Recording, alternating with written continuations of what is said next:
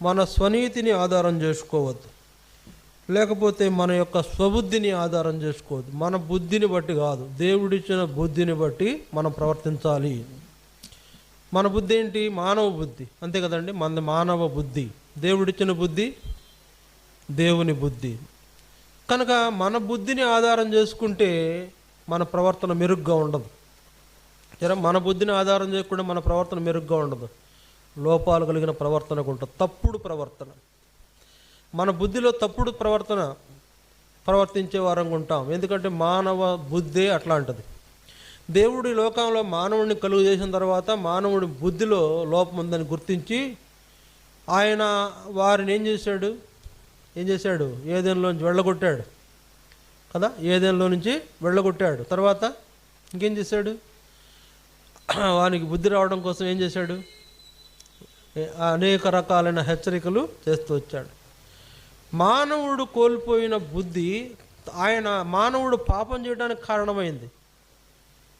మానవుడు బుద్ధి కోల్పోవడం ద్వారా కలిగిన నష్టం ఏంటయ్యా? మానవుడు పాపం చేయడానికి కారణమైంది. తన స్వనీతిని లేదా స్వబుద్ధిని ఆధారం చేసుకుని నష్టపోయినటువంటి మానవుడు ప్రవర్తన కాపాడుకోలేకపోయినాడు.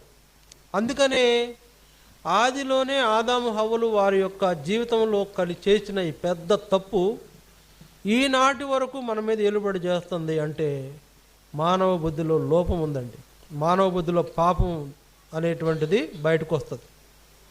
అందుకే మనం ఏం చేయాలంటే మానవ బుద్ధిని ఆధారం చేసుకోవద్దు. దేవుడు కూడా మనకు బుద్ధి జ్ఞానాలు అనుగ్రహించాడు. ఎందుకంటే దేవుడు బుద్ధి జ్ఞానముల సర్వ సంపదలు గలవాడు. బుద్ధి జ్ఞానముల సర్వ సంపదలు ఆయన యందే గుప్తములై ఉన్నాయి, ఆయన దగ్గర నిధులాగా ఉన్నాయంట. ఏంటయ్యి? బుద్ధి జ్ఞానాలు. ఈ బుద్ధి జ్ఞానాలు, దేవుడిచ్చే బుద్ధి జ్ఞానాలు కలిగిన వారంగా మనం ఉంటేనే మనం చక్కగా ప్రవర్తించగలుగుతాము. మన ప్రవర్తన అంతటి యందు ఆయన అధికారానికి ఒప్పుకోవటం అనేది జరగాలి. చూడండి, మన సొంత బుద్ధిని ఆధారం చేసుకుంటే చాలా నష్టపోతాం. అందుకని ఏం చేయాలా?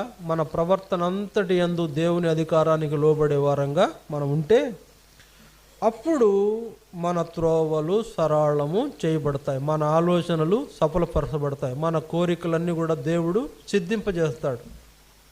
మన స్వనీతిని లేదా స్వబుద్ధిని ఆధారం చేసుకుంటే మన కోరికలు ఏమాత్రం తీరవు.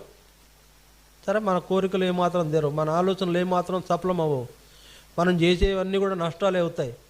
అందువలన దేవుని బుద్ధిని ఆధారం చేసుకోవాలి. మన స్వబుద్ధిని ఆధారం చేసుకోవడం వలన కలిగే నష్టాల నుంచి తప్పించబడాలంటే దేవుని బుద్ధిని ఆధారం చేసుకోవాలి.